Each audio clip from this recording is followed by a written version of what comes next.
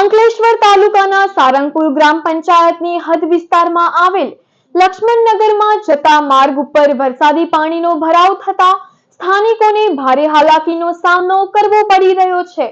અંકલેશ્વરમાં 2 દિવસથી ધીમી ધારે વરસી રહેલા વરસાદના પગલે સારંગપુર પંચાયતની હદમાં આવેલ લક્ષ્મણનગરના જતા માર્ગ પર પાણીનો ભરાવો થયો છે। દર ચોમાસા દરમિયાન આ માર્ગ પર પાણી ભરાઈ જતા સ્થાનિકો અને આસપાસની સોસાયટીના રહીશોને અવરજવર માટે ભારે હાલાકીનો સામનો કરવો પડે છે।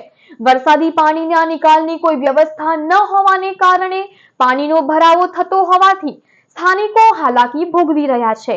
સાથે રોગચાળો ફેલાય તેવી દહેશત ઊભી થઈ છે। આ વિસ્તારમાં 3 જેટલી સ્કૂલો આવેલી છે, ત્યારે માર્ગ પર પાણી ભરાઈ જતા વિદ્યાર્થીઓ અને સ્થાનિકો પાણીમાંથી પસાર થવા મજબૂર બન્યા છે।